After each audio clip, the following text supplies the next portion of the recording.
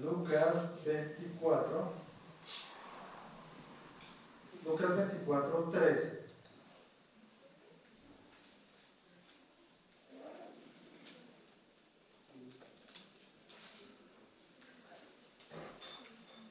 Diga, con mi mente en el objetivo.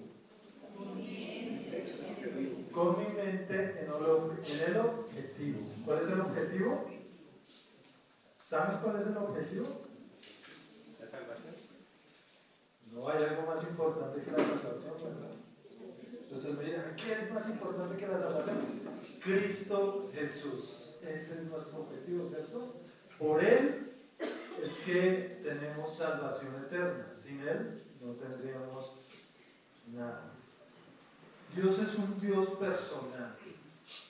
A pesar de su grandeza, a veces lo vemos distante, ¿cierto? Porque es tan grande, tan fuerte, tan poderoso, tan inimaginable, que lo vemos a kilómetros de distancia. Pero Dios es un Dios personal. Dios es suyo. Dios es mío. Eso es Dios. Una de las preguntas que me hacían que me hizo mi esposa, cuando yo no era cristiano y estaba en ese proceso de convertirme al cristianismo, era: ¿dónde cree que vive Dios? Y yo les pregunto a ustedes, ¿dónde cree que vive Dios? Ah, bien, bien. Los que llegaron a mi corazón, porque los que dicen en el cielo, yo dije, en el cielo, en esa época, en el cielo, estoy equivocado. No, Dios no está en el cielo, Dios está en mi corazón. Dios está en mi corazón, ahí está Dios. Dios es un Dios cercano, un Dios en el cual yo me puedo apoyar, no es un Dios lejano que nunca puedo alcanzar, no. Dice Lucas 24, 13, nos vamos a preparar porque vamos a leer y vamos a leer algo, ¿sí? Entonces, preparemos. Bueno, ¿ya lo tienen Lucas? Tienen que yo no. Listo.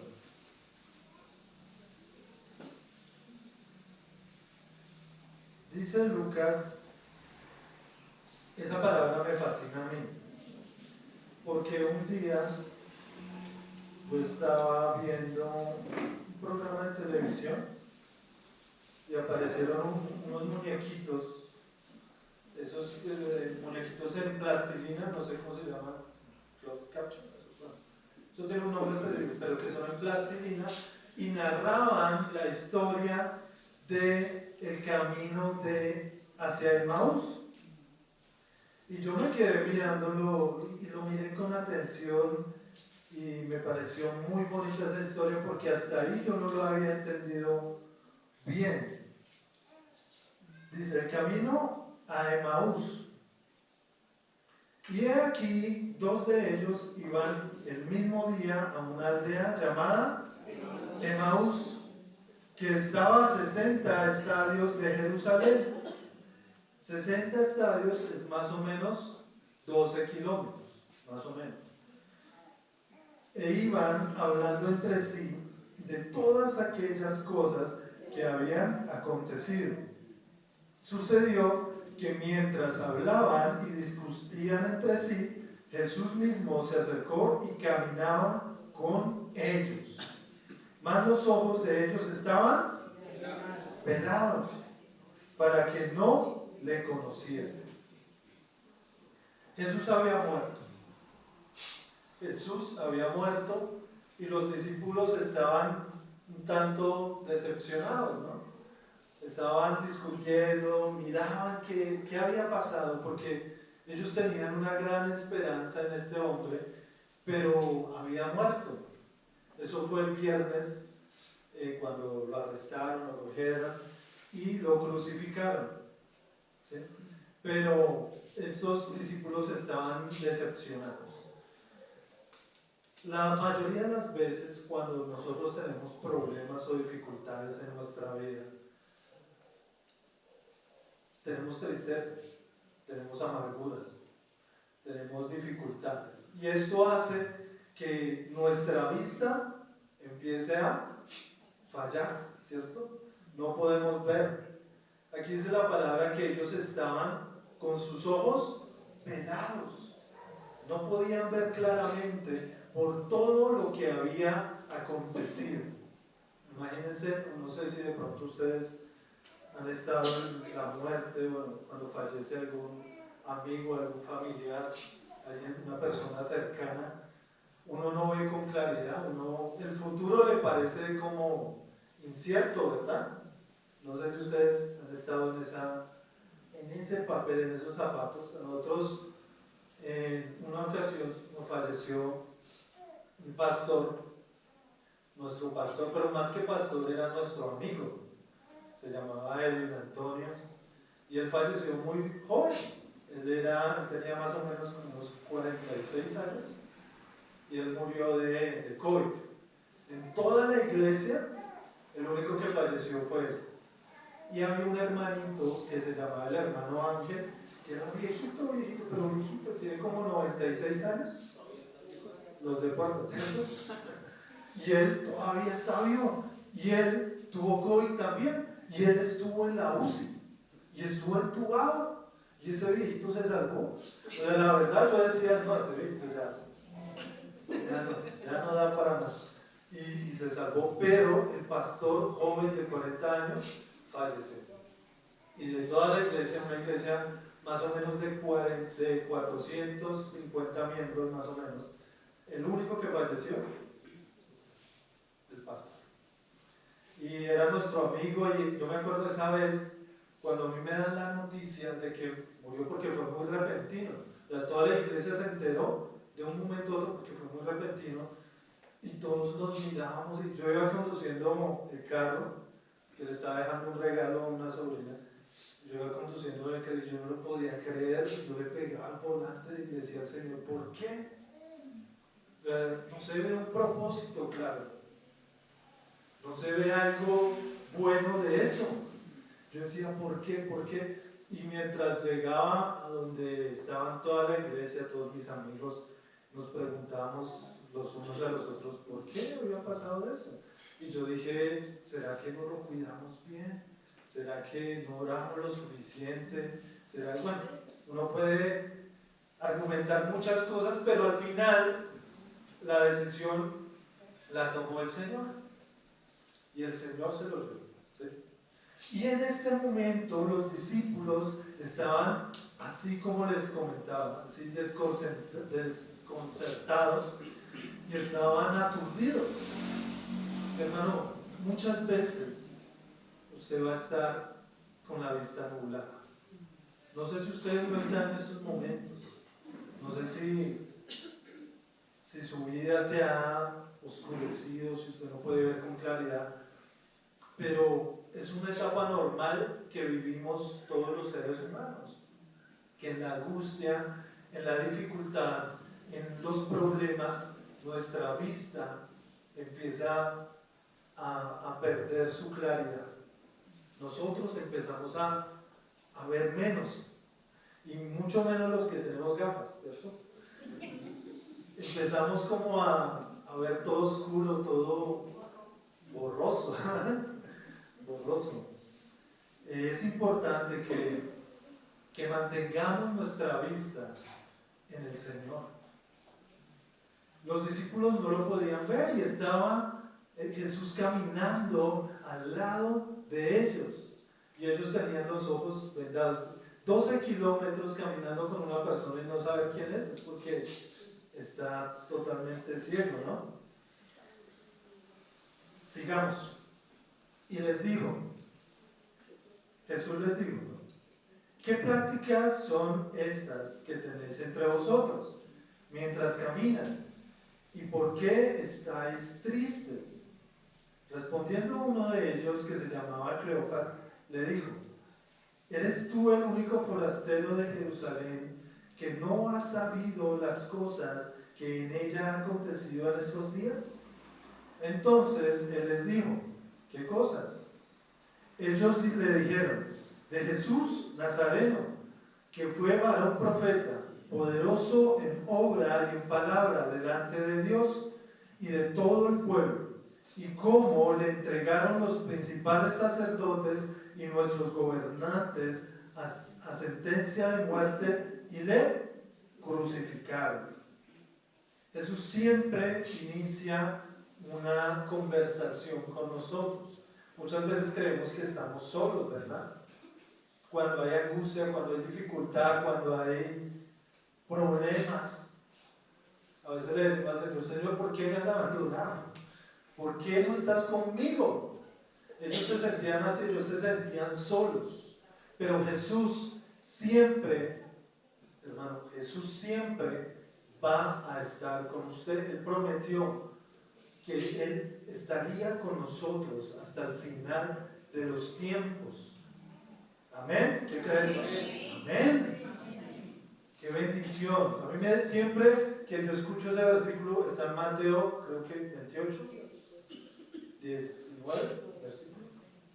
Siempre que yo escucho ese versículo, me da confianza, porque yo sé que Jesús está conmigo, así yo no lo pueda ver, así yo no lo sienta, así yo no lo pueda percibir, Él está ahí, y está aún más en las dificultades, está más en los problemas, está más en cuando usted peca, mi hermano, ahí está.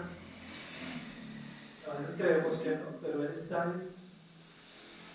Él está esperando que usted tome una decisión verdadera. Y Jesús siempre va a iniciar una conversación con usted. Lo veíamos la semana antepasada en el Antiguo Testamento con Caín. ¿Se acuerdan que Dios le habla a Caín? Y primero Caín va a pecar. Él tiene en su corazón y en su mente pecar. Pero Dios le habla y le dice: Caín, no hagas eso. Bueno, ya ustedes vieron la predicación la semana antepasada, los que la vieron, ¿no? Y él habla con Caín. Asimismo, Jesús empieza a hablar con los discípulos y empieza a preguntarles qué es lo que está pasando. No es que él no sepa, sino que él quiere que ellos hablen y le manifiesten lo que hay en su corazón. A veces necesitamos hablar, mis hermanos. Yo le decía esta mañana al grupo de líderes que está aquí en la iglesia, le decía a mis hermanos: hablen, no se queden callados, denuncien.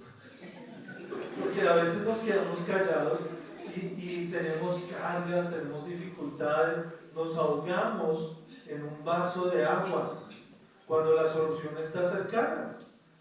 Y usted habla con alguien y se desahoga y empieza como que a fluir las cosas. Pastor, es que a mí no me gusta esto. Bueno, sí, mi hermano. O hermano, es que yo lo veo a usted y cada vez que lo veo me cae mal. Sí, puede pasar. Jesús está iniciando una conversación porque quiere saber qué pasa por la mente de ellos. Él ya lo sabe, pero quiere saber qué es lo que ellos están viviendo, que ellos le cuenten. Y ellos empiezan a contarle de una manera muy, muy específica. Pues que usted es el único forastero de este lugar, de toda Jerusalén, y no sabe lo que pasó. Pasó que había un profeta, el que caminaba con nosotros y hacía prodigios, y hacía milagros, y los sacerdotes lo entregaron y lo crucificaron. Eso pasó. Pero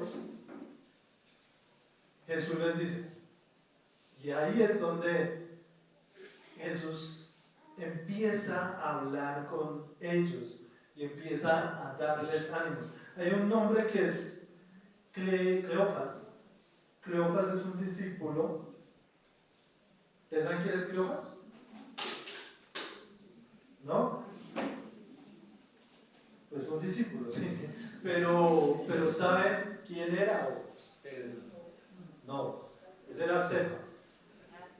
Pero Cleofas, yo me puse a investigar porque de verdad yo nunca lo había escuchado. Dicen las tradiciones, las tradiciones apostólicas en los primeros siglos, dicen que Cleofas era hermano de Jesús, que era un hermano de Jesús, pero no era de la misma, o sea, de María, sino era con otra mujer que había tenido José, eso dice, no sé, ahora investiguemos datos, pero que era un hermano de Jesús, si Cleofas, que era supuestamente hermano de Jesús, no lo reconocía, pues mucho menos los demás, ¿cierto?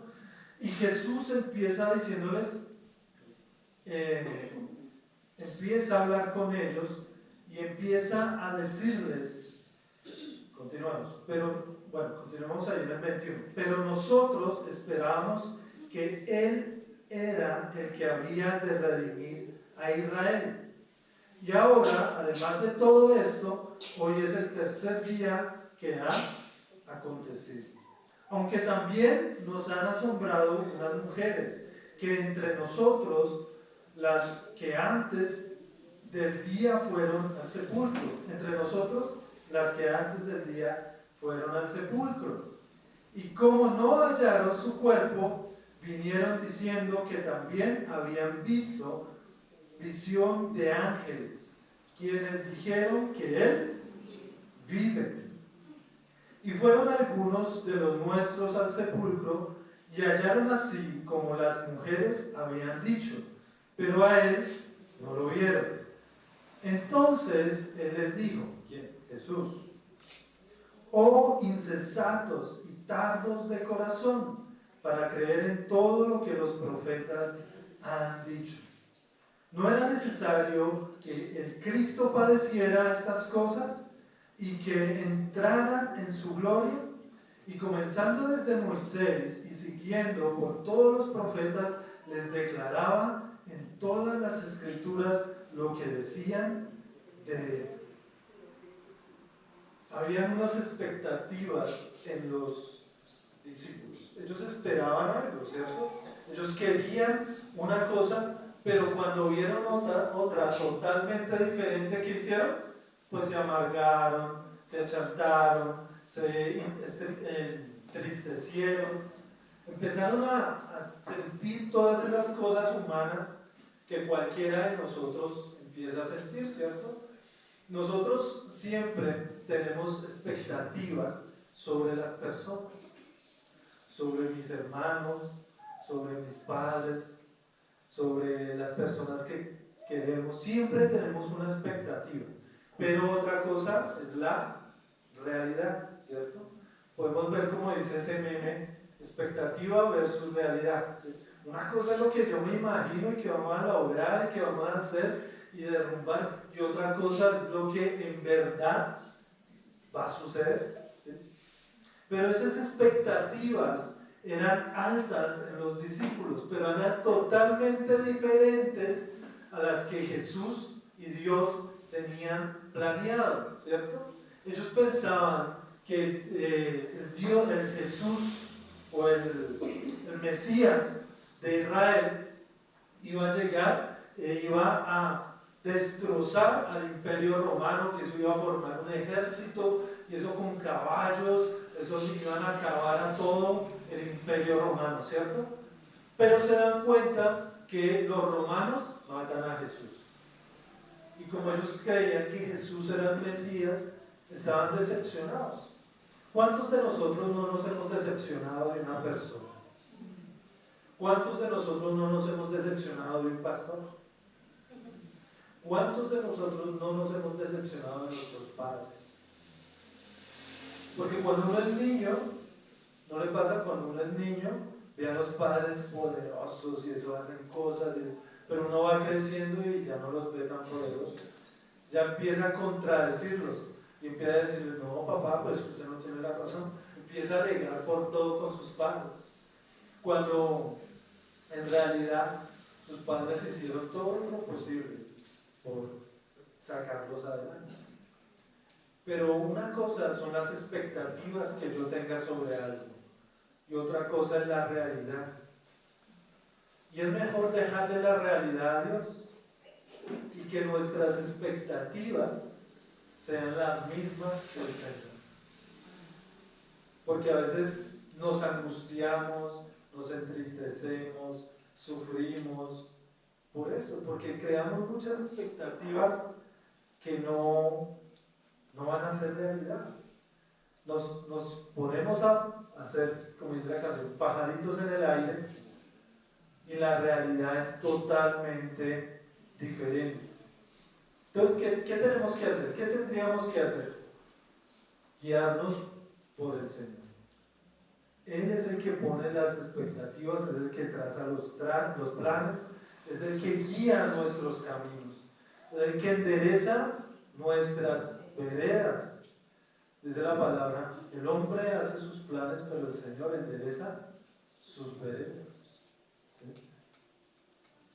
A veces nos equivocamos en eso. Y estos discípulos pensaban una cosa totalmente diferente a lo que Jesús tenía trazado, a lo que Dios iba a hacer verdaderamente. Seguimos en el 28.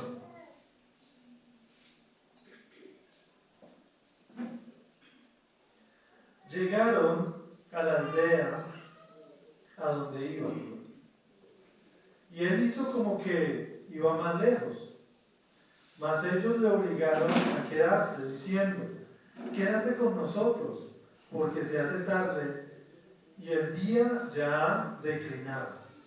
Entró pues a quedarse con ellos, y aconteció que estando sentado con ellos en la mesa, tomó el pan y lo bendijo, y lo partió, y les dio, perdón. Entonces le fueron abiertos sus ojos, y le reconocieron, mas él se desapareció de su vista, y se decían el uno al otro, ¿no ardía nuestro corazón en nosotros mientras nos hablaba en el camino? Y cuando nos abría las Escrituras, y levantándose en la misma hora volvieron a Jerusalén y hallaron a los 11 reunidos y a los que estaban con ellos, que decían, ha resucitado el Señor verdaderamente y ha aparecido a Simón. Entonces ellos contaban las cosas que les habían acontecido en el camino y cómo le había reconocido al partir el pan. ¿Amén? ¿Qué pasó? Pues ellos estaban decepcionados, ellos iban por su camino, iban caminando y como que el Señor ya se despedía. Y ellos dijeron, no, pero quédese con nosotros. ¿Por qué decían eso? Pues porque era una persona muy agradable, era una persona muy familiar a ellos, ¿cierto? Cuando usted se encuentra un amigo, usted, ay, venga, quédese un ratico más, eso hablemos, ¿cierto? Pero, bueno, lo hicieron quedar. Entraron a la cabaña, bueno, al lugar donde estaban, y el Señor se les reveló. Mostró su verdadera forma cuando partió el pan y de un momento a otro se desapareció. Ellos tuvieron una discusión ahí, y se asombraron, ¿no? Decían, pero ¿no ardía en nosotros el corazón cuando nos declaraba las Escrituras?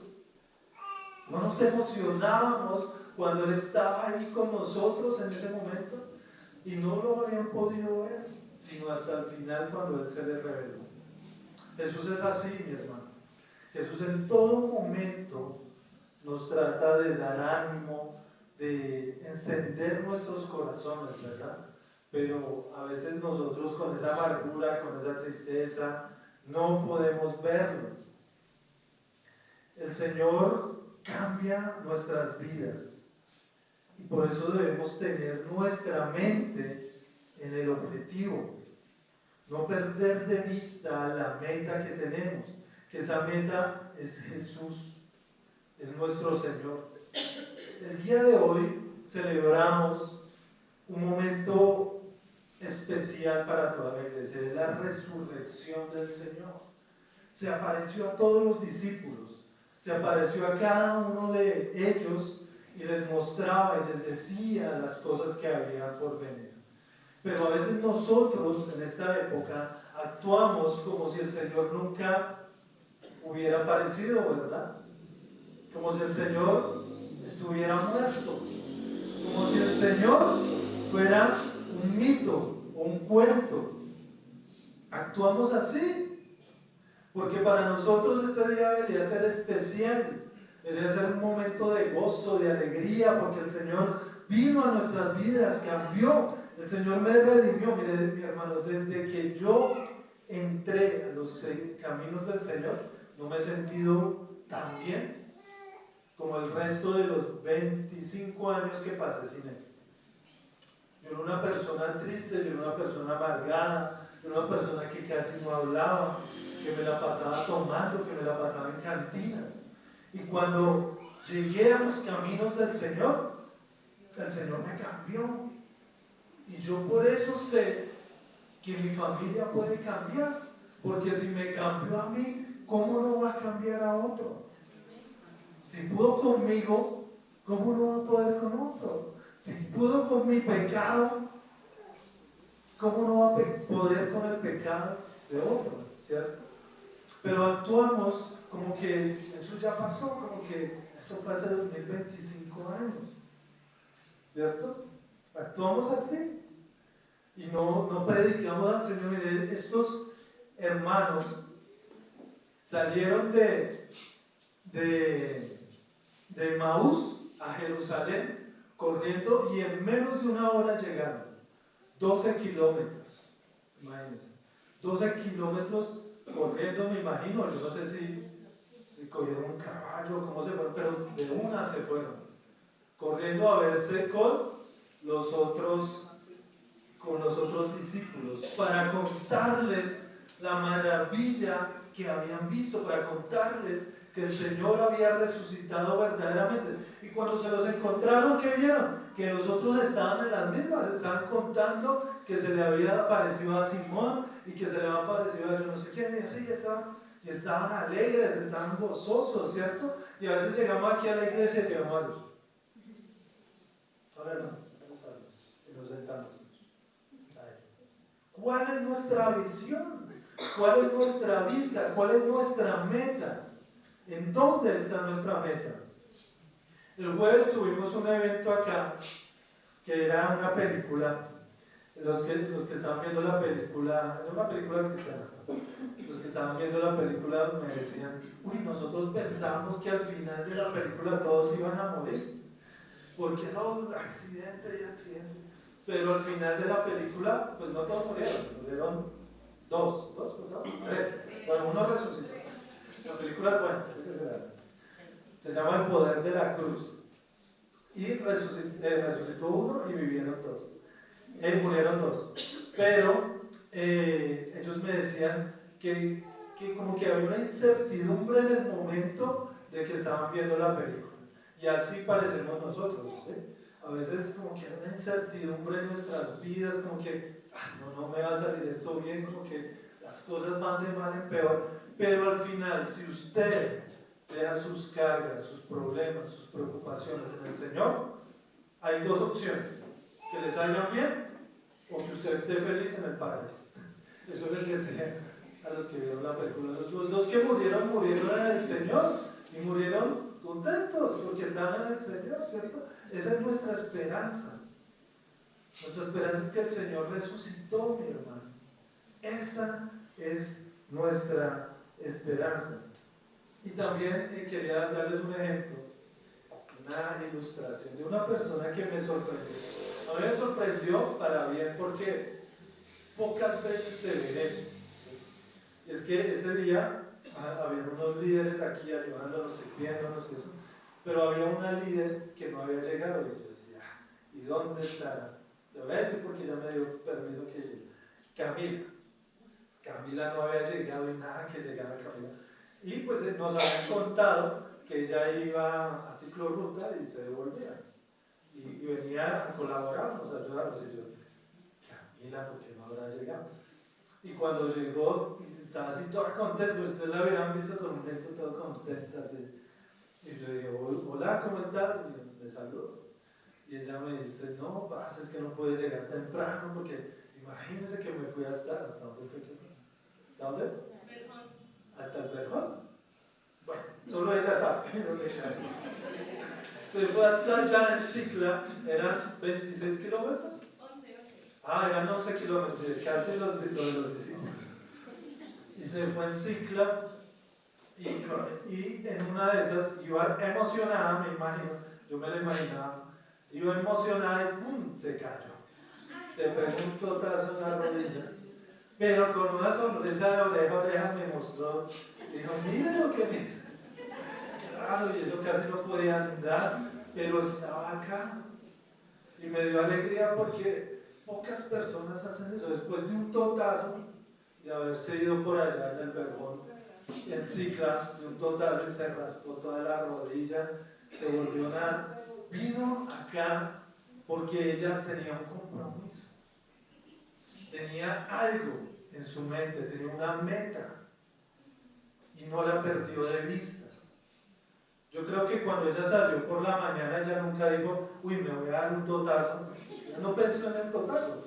Ella pensó que iba y volvía y alcanzaba a servir y todo. Pero ella vino, ¿sí? Y muchos de los que invitamos, muchos de los que oramos para que vinieran, no vinieron, ¿sí? Y yo creo, yo me imagino a muchos de ellos viendo, uy, como que va a llover, mejor yo no voy por allá porque y no llovió. Se hizo así como gris, pero no llovió. Y muchos de los invitados vinieron, otros vinieron con expectativa, como con a ver qué nos van a mostrar. Pero me agradó mucho que ya hubiera venido porque me di cuenta que las limitantes están en nuestra mente, mis hermanos. Y así pasa con el Señor. A veces las limitantes son mentales, son de las circunstancias, son de las cosas. ¿Sí? No perdamos de vista lo que hizo el Señor por nosotros, ese milagro tan gigantesco que hizo en nuestras vidas, no lo perdamos de vista. Esa es nuestra meta y allá debemos llegar. Así nos golpeemos, así nos den duro, así nos digan un poco de cosas, así nuestra esposa se haya separado de nosotros, así nuestros hijos nos odien, así no perdamos de vista, porque vamos a tener recompensa cuando lleguemos ante el Señor. Un día vamos a verlo cara a cara. Y ahí usted no le puede dar disculpas de, ay, no, es que estaba lloviendo. No, se imagina qué pena decirle eso al Señor. Un día todos vamos a estar frente al Señor cara a cara. Él nos va a pedir cuentas de lo que hemos hecho, de lo que hemos dejado de hacer. Amén. Voy a leerles. Hay un documental que se llama como ovejas en medio de lobos. Se llama el documental. Ese documental tiene dos partes, yo me vi la segunda parte. Y es un documental cristiano. Yo lo vi en el Instituto Bíblico, porque un profesor me dijo que lo leyera. Eso no daba nota. Pero me dijo, véase este documental que es bueno. Entonces puse a ver el documental y fue un documental que cambió mi vida. Y les voy a leer un fragmento de un testimonio de una mujer que es en Irán donde acontece todo esto. Ahí se está avivando la iglesia cristiana, pero han sufrido muchas cosas en estas tierras. Entonces, quiero leerles ese testimonio. Quiero que esté muy atento para que podamos terminar. Dice, bueno, esto lo habla una mujer. Dice, crecí en una familia de militares. Mis padres estaban en el ejército del rey el Shah. Cuando mi padre se retiró, comenzó negocios con un hombre que se convirtió en su socio. Y trajo a este hombre a nuestra casa. Cuando yo tenía 5 años, el hombre me violó. Hizo esto por muchos años y yo tenía miedo de contárselo a mi padre. Cuando mi madre se enteró, se lo contó a mi padre y empezó a golpearme desde ese día en adelante. Mi padre no paró sus negocios con este hombre. De hecho, lo invitó más seguido a nuestra casa. Desde ese momento odié a los hombres, odié sus caras y odié sus cuerpos. En el momento en el que me golpeó, mi relación con mi padre se rompió. Se suponía que él iba a protegerme, a proporcionarme refugio, y no lo hizo. Aprendí de mi madre, que era atea, que Dios no existía. Me entrenó tan bien en el ateísmo que podía refutar a mis profesores de Corán en mis clases de Corán. En esos días mi depresión se aumentó y se ahondó. Tomaba 12 pastillas al día para mi depresión. Durante 2 años no pude llorar ni reír, porque estaba tan drogada con las drogas psicoactivas. Intenté, sin éxito, matarme 5 veces con pastillas. Todas las casas del sur de Irán tenían ganchos en el techo para colgar los ventiladores. Así que decidí matarme con una soga. Me tomé todas mis pastillas y sabía que las pastillas me entumecerían. Pero antes de colgarme, le dije a Dios: si realmente existes, quiero tocarte físicamente. Me puse la cuerda alrededor del cuello y salté. Todo se volvió negro y no entendí lo que estaba pasando. Y durante 4 segundos vi a Jesús. Vi que yo estaba en sus hombros, como una niña que ama a su padre. Y yo siempre quise hacer eso con mi padre. Le dije: por favor, no me bajes al suelo. Jesús dijo: prometo que siempre te protegeré. Dijo: no dejaré que tu pie tropiece con piedra alguna. Y me repitió el Salmo 91. Pensé que todo esto había pasado durante 4 segundos, pero cuando volví en sí, estaba acostada en mi cama. Cuando me levanté, vi que la soga estaba abierta en el suelo y mi cuello estaba todo negro. Después de 2 años de no poder llorar, lloré durante horas. Sabía que Dios me estaba sanando, allí mismo a través de mi llanto, y todo en mi pasado se había terminado. En ese momento supe que era Dios y que este era Cristo. Dejé de tomar pastillas ese día y dormí como un bebé hasta la noche. Cuando enterré a mi padre, el hombre que me violó vino al funeral. Me estaba buscando y me encontró entre la multitud. Traté de esconderme de él porque tenía miedo de verlo, pero el Espíritu Santo dijo: no tengas miedo. Yo le dije que viniera. Quiero que vayas a él y lo perdones. Inmediatamente mi corazón fue sano. Mis hermanos, yo vi ese documental y vi esas palabras, y a partir de ese momento yo me di cuenta que Jesús está vivo, que Jesús está orando. Muchas veces en nuestro caminar, en nuestro diario vivir, perdemos la meta, perdemos la vista, la mente la perdemos en cosas vanas, en cosas del diario.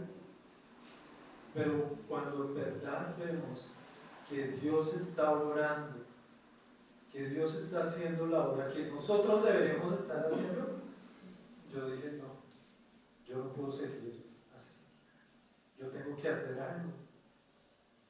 Yo no me puedo quedar sentado en una butaca viendo cómo me pasa la vida sin ayudar a una persona, sin hacer algo en la obra del Señor.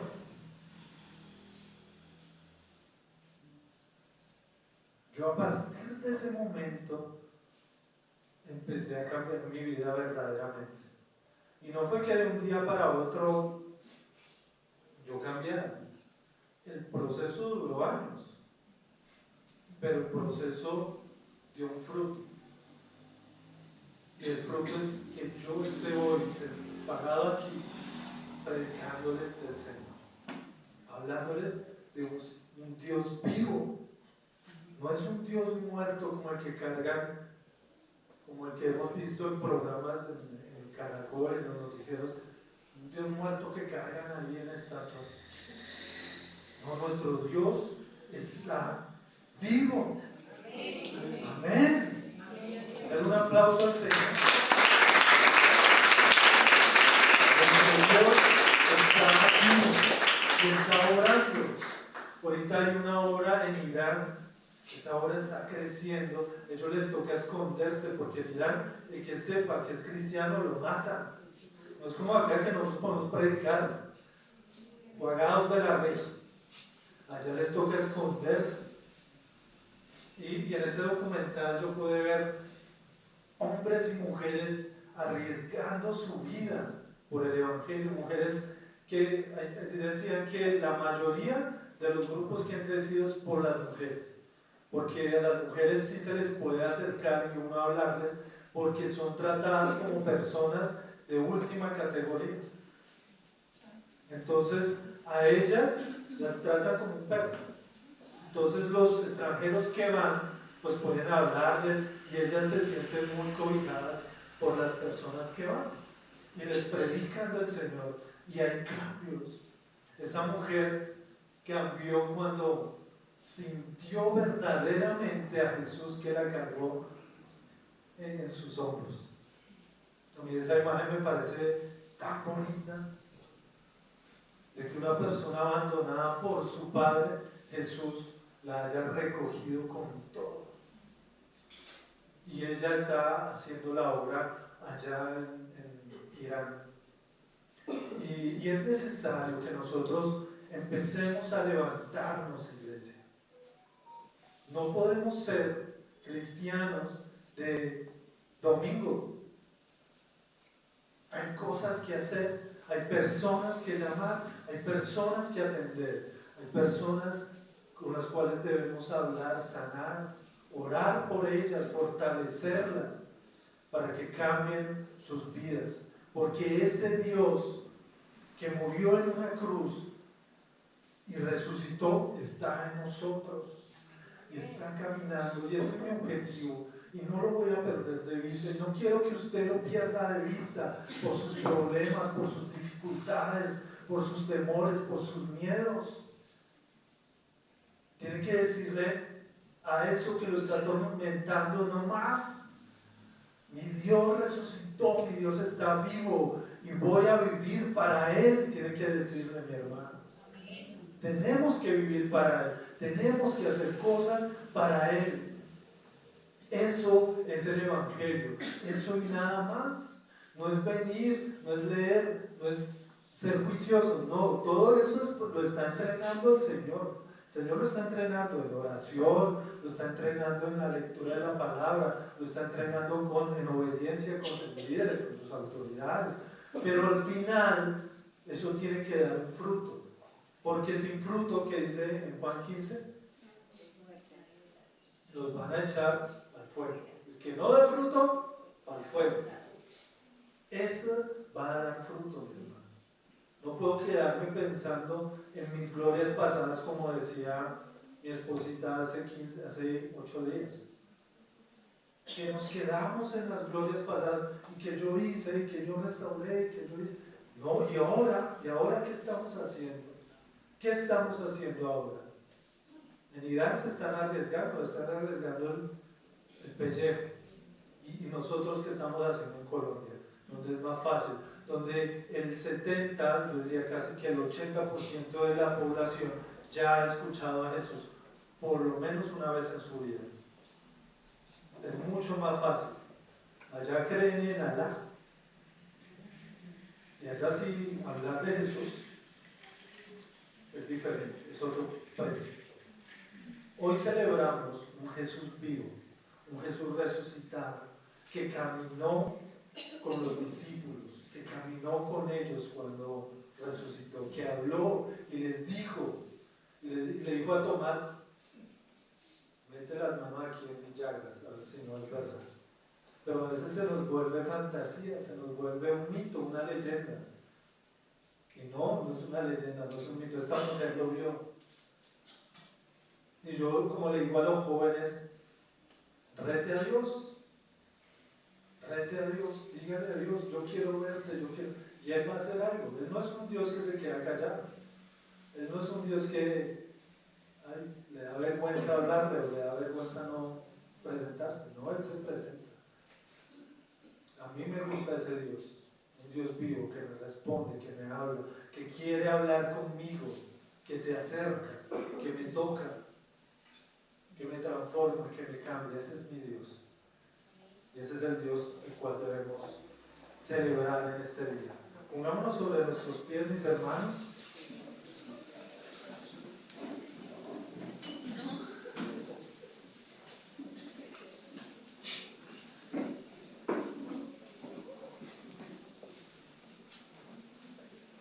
Y vamos a darle gracias al Señor por lo que hizo, por lo que ha hecho y por lo que está haciendo en nuestras vidas y en las vidas de miles de millones de personas alrededor de la tierra. Y que nos dé ese, que encienda nuestros corazones, que encienda las llamas de nuestros corazones y que empecemos a sentir ese fuego como lo sentíamos antes, cuando lo conocimos, cuando lo vimos, cuando lo palpamos, cuando un día nos habló. En los ayunos hacemos una pequeña administración y empezamos a hablar de testimonios que hemos tenido, de cosas que el Señor ha hecho. Y yo me asombro, mis hermanos. Usted no sabe cuántos testimonios escuchamos en los ayunos al momento de hablar, y eso da fortaleza, eso anima. La palabra anima, la palabra lo levanta a usted en los momentos difíciles. La palabra es la que nos sostiene. Y veo como cuando las personas cuentan su testimonio, veo en sus ojos alegría, veo cosas bonitas, veo cosas positivas. Cambia nuestra perspectiva, cambia nuestra forma de ver, cambia nuestra visión. Ya no es una visión nublada, en desesperanza, sino puedo ver cosas hermosas. Puedo ver que Dios sí puede hacerlo. Por eso los invitamos a los ayunos, que usted pueda venir. Ahí también oramos los unos por los otros. Decimos cuáles son nuestras necesidades, nuestras cosas, y oramos. Entonces, lo invito a que cierre sus ojitos y le hable al Señor a Él. Amado Padre, te doy gracias, mi Dios. Gracias porque estás vivo, Señor. Porque resucitaste, Señor. Porque hiciste lo que nadie pudo hacer, Señor. Porque me diste vida, Señor. Me cambiaste, Señor.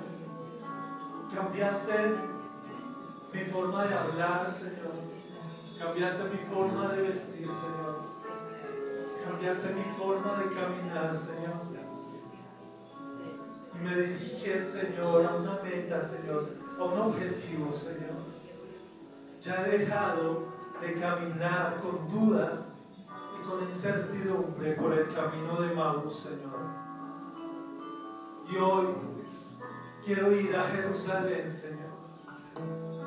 Quiero ir corriendo a Jerusalén, Señor, con mi mente puesta en ti, Señor, en que te vi, Señor, en que te viví, Señor.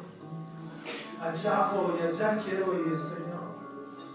Quiero ir a contarle a otros, Señor, de ti, Dios. Quiero que mi esperanza, Señor, esté en ti, Señor. Quiero agradecerte por lo que has hecho, Señor, en mi vida. Por lo que has hecho en mi familia, Señor. Porque se ve un cambio palpable, Señor.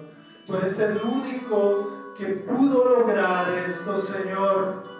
No hay nadie más, Señor, que me haya extendido su mano, Señor, y me haya levantado, Señor, del hueco de la desesperación en el cual estaba, Señor. No hay nadie ni nada que me haya ayudado en los momentos que clamé, Señor, por tu salvación. Solo tú, mi Dios, me ayudaste y me levantaste, Señor. Te doy gracias, mi Dios. Hermano, ore ahí al Señor, que el Señor es personal y lo escucha usted. Dígale, Señor, te doy gracias. Te doy gracias, Señor, por lo que hiciste. Te doy gracias por tu misericordia conmigo, porque no la merecía, Señor, y tú me la regalaste, Señor. Gracias, mi Dios. Gracias, Señor.